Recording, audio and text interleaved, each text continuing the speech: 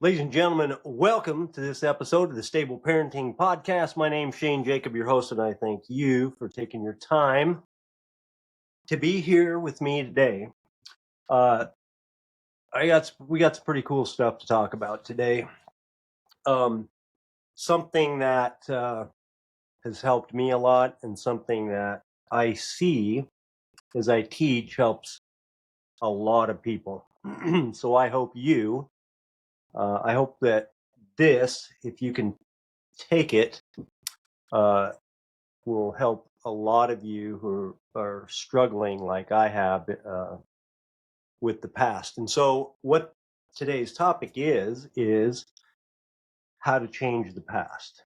So, a lot of times in personal development, you hear that you can't change the past, but you can change the future. Okay. And we all know that. We've heard that a long time. The past is something we just have to deal with, accept, move on. And it's just there, and it's just history. We can't change it, but it's not so. That is not so. Okay. Today we're going to talk about exactly how to go about changing the past, because it is possible, and why. The reason why it's so important, because the past affects our present and our future. Okay. And all of us have done some things, or had things done to us, or had experiences in our past that we wish wouldn't have been so. I certainly have things that I'd preferred that I didn't do, and things that didn't happen to me, and things that I caused to have happen, all of it, right? And so if you really take a look at your past, I think everyone, because we have such a similar experience, you can recognize things. And if you really take a close look at yourself and what your thoughts are about your past, you'll notice that your thoughts about your past are causing you to feel a certain way, and that is affecting you today, right here, right now, in the present, and it's going to affect you tomorrow in the future. Most of what I learned about this, about changing the past, came from one of my favorite teachers, Brooke Castillo, who, according to me, is the number one personal development leader, thought leader, that has had the most influence in development the most influence in personal development probably in like the last 15 years, and has certainly helped me change my life big time. Okay. And I've helped lots of people with what I've learned from Brooke in my coaching to change their past and to see the positive effects of changing the past, okay, for yourself. So what is the past? Let's talk about that. The past is the totality of the past is your thoughts. End of story. It's your thoughts. That is what the past is. The past only exists as your current thoughts. Okay. There's nothing more to it. Okay. The only influence that the past has on you is what you choose to think about the past. Okay. This is kind of hard to get, or kind of hard to accept in the beginning, to really get a grasp on that the past is nothing more than our current thoughts about it. Okay. Nothing from the past, nothing is out there from the past that's making us feel a certain way right now. Okay. We don't feel a certain way because of the past. The past didn't come back and haunt us. The past isn't causing us to do a certain thing in the present or in the future. Okay. None of that is so. What's actually happening is the way that we feel right now is because thoughts that we're thinking right now, not because of we may be thinking thoughts about the past that is causing us to feel a certain way right now. That is what's actually happening. Okay. And then our feelings cause us to drive our actions. And so that's why we do things, because of the way we feel. Okay. And that can be because of the past. Okay. So, of course, there's circumstances in the past that may or may not be true that we're not talking about changing provable circumstances, okay? Because the only influence that the past has on us, okay, is coming from our current thoughts about the past, okay? And I can prove that to be true because I personally know a person who had, I'll say, a troubled past, okay? A lot of struggle with a lot of emotional pain, a lot of trauma, okay, a lot of trauma. And this person suffered a stroke where, and as a result of that stroke, their almost all of their memory from the past was gone. Okay. Nearly all of their memory was gone. And all of that trauma, gone. Influence, totally changed personality, totally changed the way they see themselves now, totally changed their relationships that had all this complexity and ugliness to it. Gone. Gone. It's miraculous to see. But my point is that, you know, if you could imagine like having permanent amnesia about your past, you just wake up and it would just be what you have today. And that's what happened to this person. And the reason that I'm bringing this up is so that you could see that the only influence, the only thing that the past is what you're currently thinking about it. Okay. In the movie The Lion King, I mean, I love The Lion King. I was watching it recently with my grandkids, and in The Lion King, he's there and he's deciding what to do, if he should go back. Okay. And he says, if I go back, I'm going to have to face the past. And this baboon's like, whop, whops him over the head with a stick.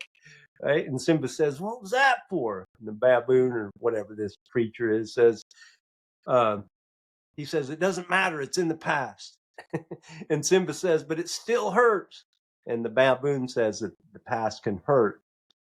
And, you know, maybe it does, maybe it doesn't. Because here's the thing. Once Simba's physical pain from getting whacked with the stick is gone, the question I'm asking you is does the past still hurt? Okay. What can actually hurt about the past is the idea that the way that we think about it. The way that we think about it can cause feelings that hurt. Okay. Sad, painful feelings. Okay. That's what's happening. Now, if you have experienced trauma, if you've experienced, you know, some of the harshness of what people can do each other, different abuse and so on and so forth, or things that people have done to you unfair or immoral, or whatever they are.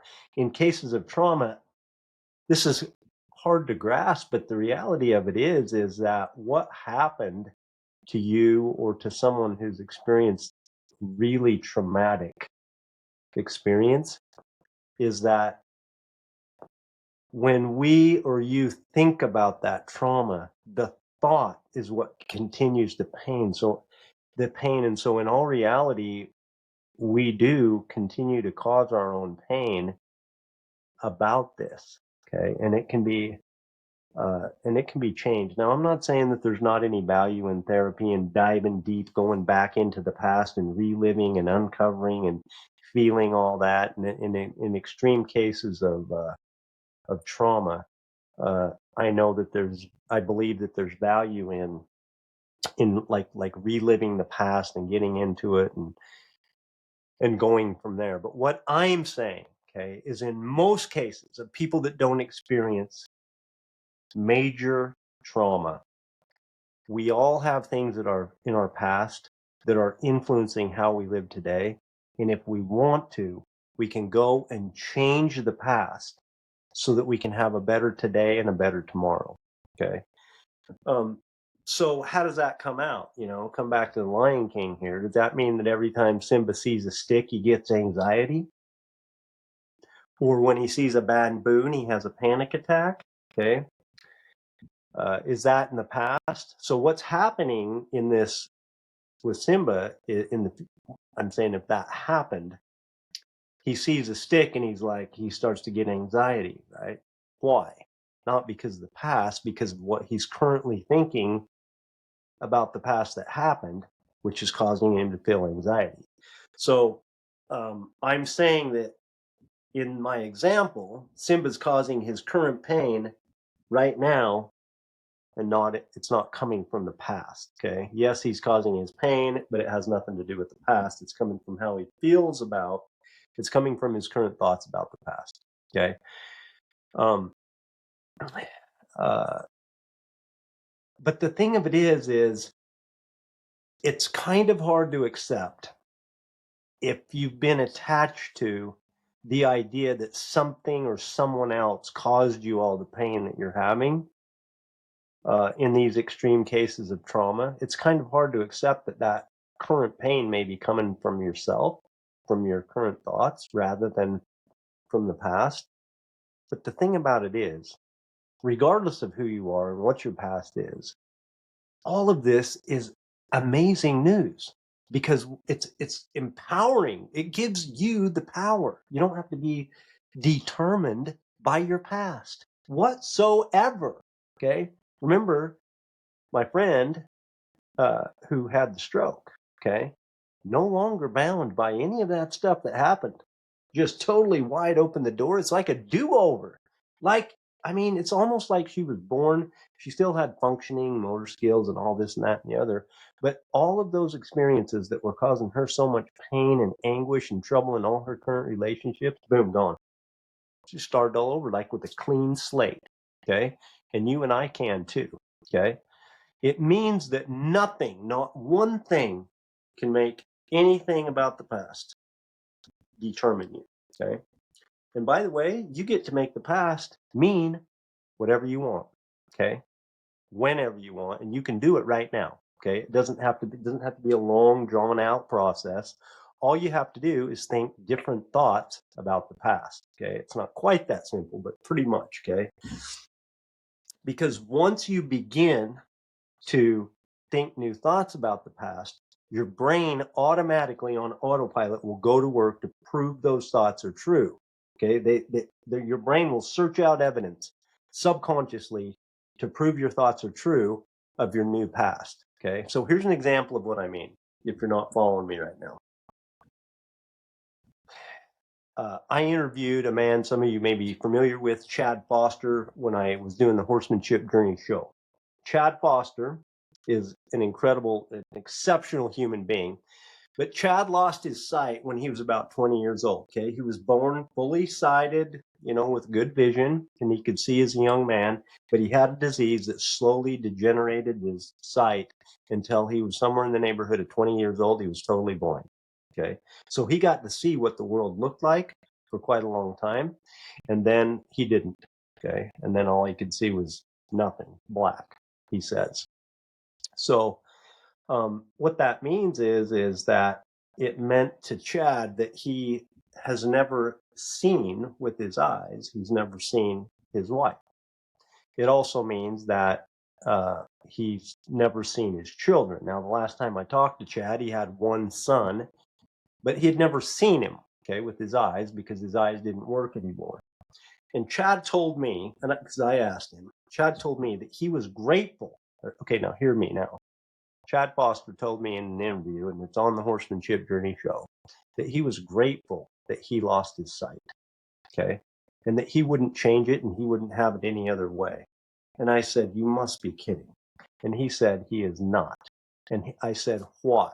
And he said that since he lost his sight, and because he lost his sight, okay, he was able to develop himself and learn things and have opportunities and contribute to other people in ways that he would have never been able to do as a sighted person.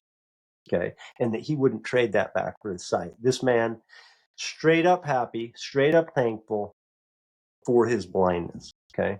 And so his past is that he was grateful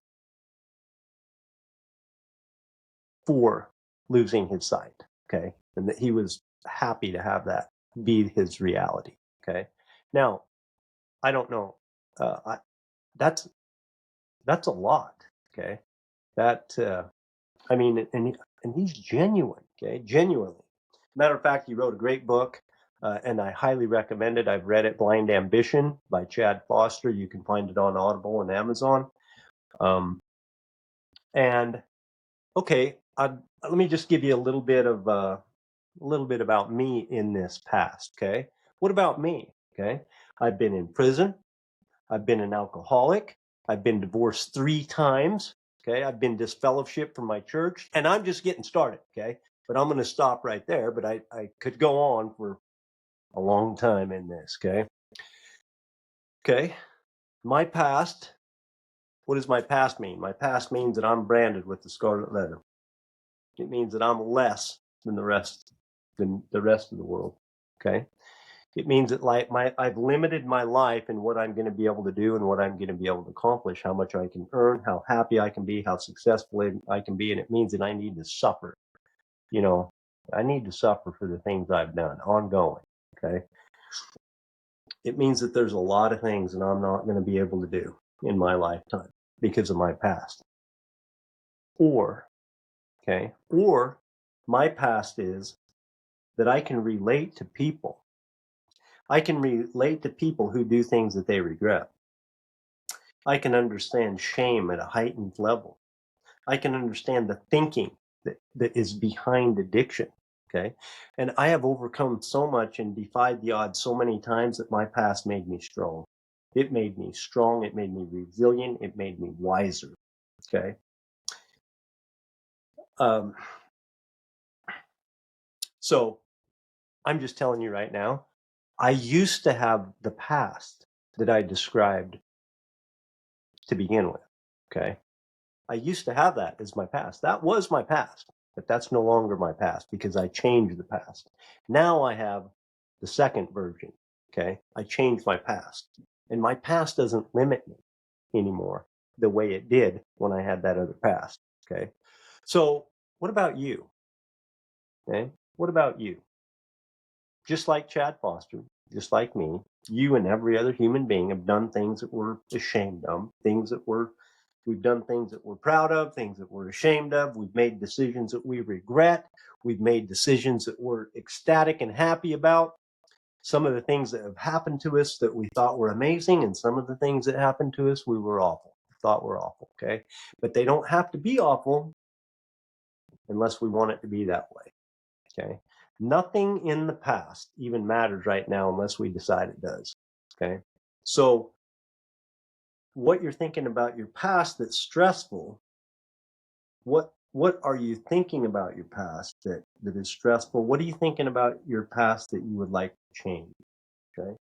There's Does the past feel bad when you think about it? Okay, that's an indicator of something that you might want to change. Now, I'm not saying that the goal is to feel good about everything all the time. Okay, there's some things that I want to feel bad about. Some of the things in my past, let me just tell you right now, some of the things in my past are just sad. And I don't want to feel any other way about them than I do. They're straight up sad. Okay. Um, but most of us have thoughts from the past that aren't helping us. They're we're thinking thoughts that are causing us to feel a certain way that aren't helping us. And if we can uncover that, if you take the time to think about it and to recognize it, they might even be causing you pain and suffering, certainly limiting and affecting your present and your future. Okay. Your past is in part determining your current results. Okay. So this is a big deal.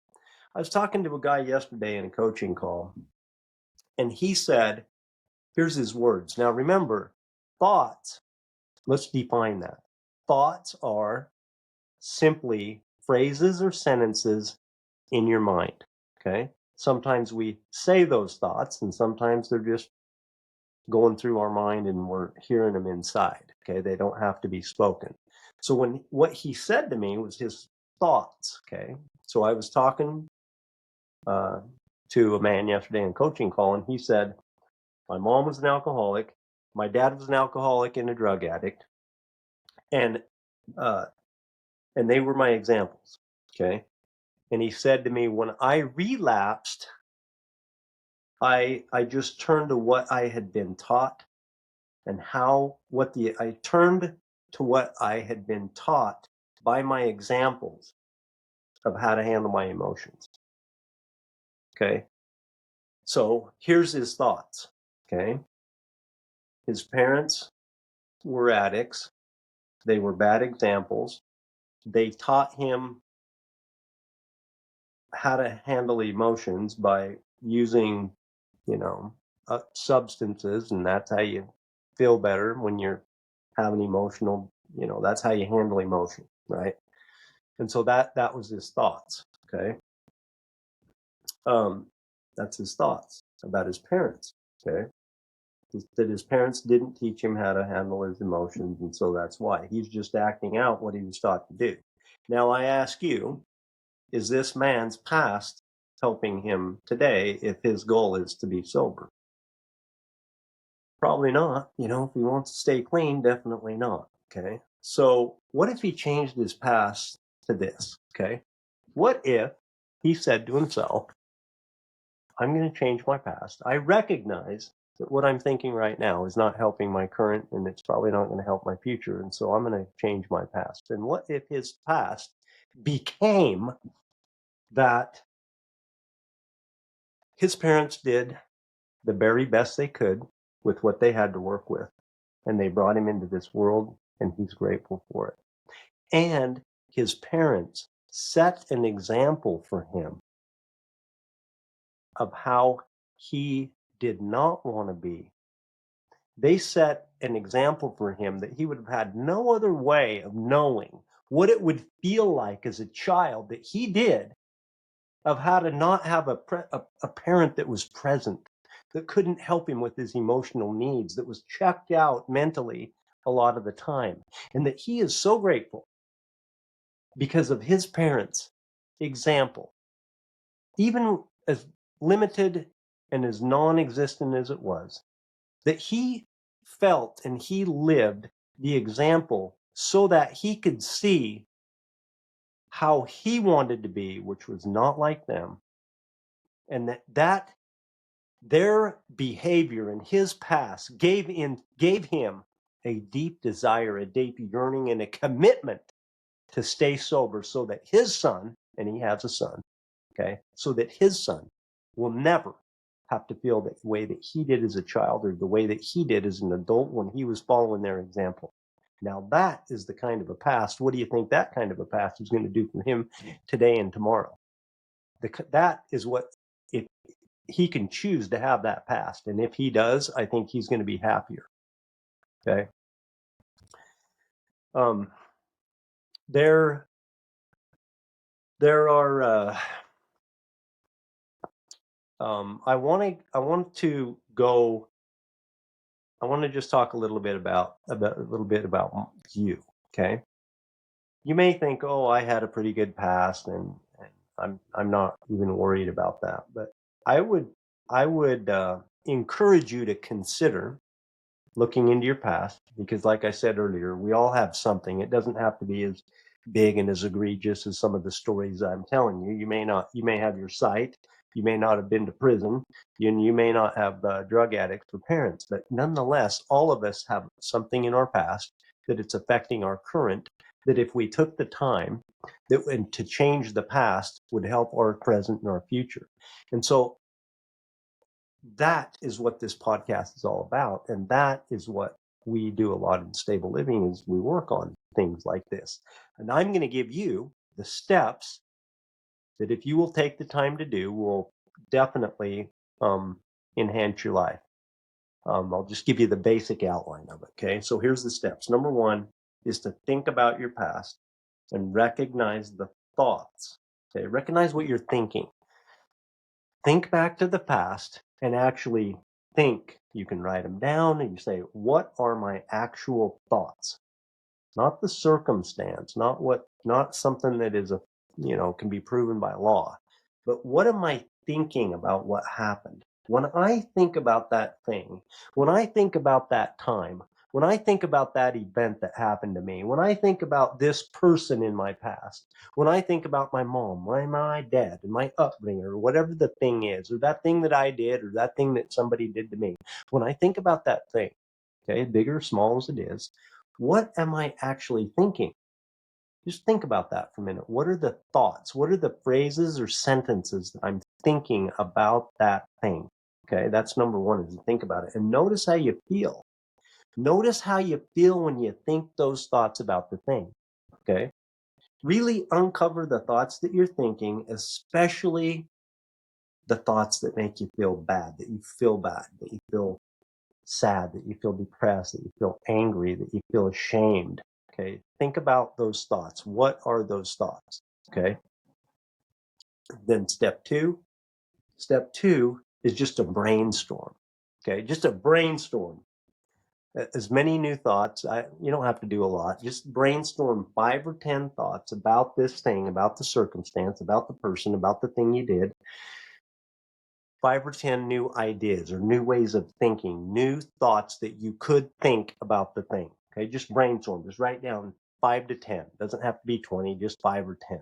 Okay, out of the 5 to 10, pick 2 or 3 thoughts that do these two things. They feel better and you can believe them. Okay, they feel better and you can believe them.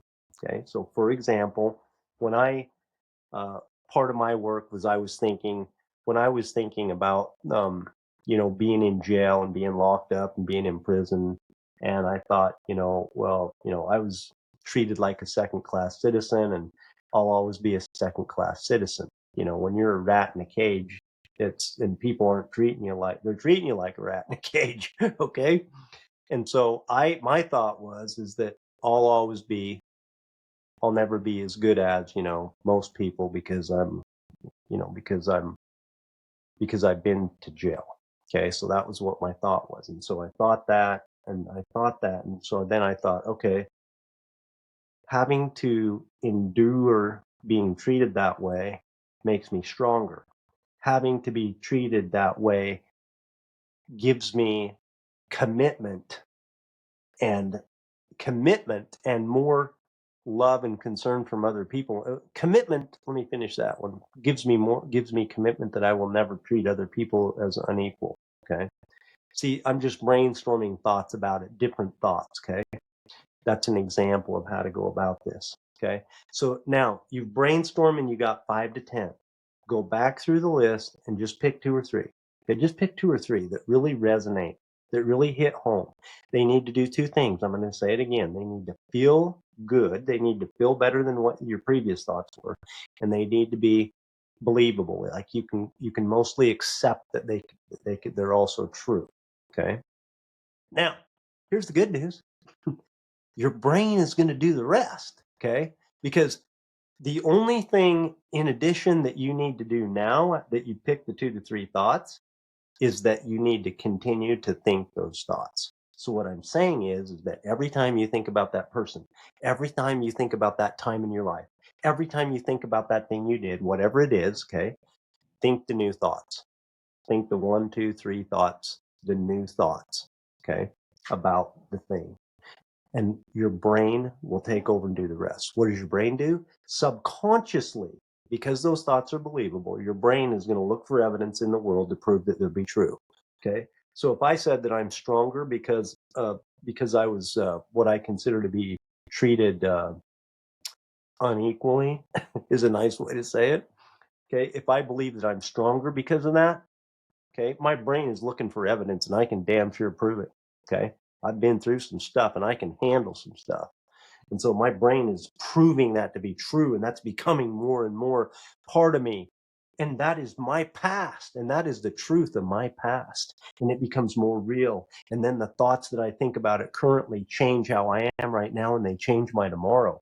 And this is how it works. Okay. And it's that simple. It's recognizing thoughts, brainstorming, coming up with new ones. And then every time you think about it, just think those new thoughts. Think those new thoughts.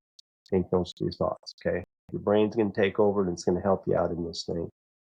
It's going to help you cement the fact and have that your past become your new past changed. the past. Okay. Your brain wants to prove you right. You probably heard that before. So it's going to provide you evidence. It's going to go to work on that. It won't take long. Okay. This isn't something that takes years to develop. Okay. You can get it done depending on how much time you spend thinking about it and how much effort you put into it. Okay. It happens pretty quick. Okay. And by the way, so does your future. Okay. Your future changes pretty quick too once you've changed your past. Okay. Remember, your past has no bearing on the present unless you want it that way. Okay. And you're you can have a past, um, you can have a past that was incredibly positive. Okay. Because guess what? It was. Okay. I mean, look at you. Look at you. You wouldn't be all of your amazing self if you didn't have such an amazing past. You see what I'm saying? Take that one. Um, you're not as amazing as you are in spite of your past.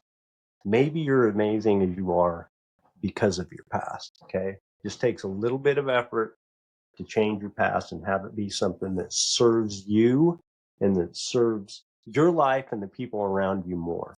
Okay. Like I said, this is something that one of the many things we work on at Stable Living Coaching. Make sure to check us out there at stablelivingcoaching.com.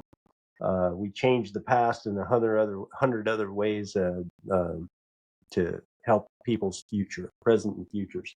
Hey, I appreciate you taking your time to be here with me today. Remember, my friends, you cannot fail as long as you don't ever stop chasing it.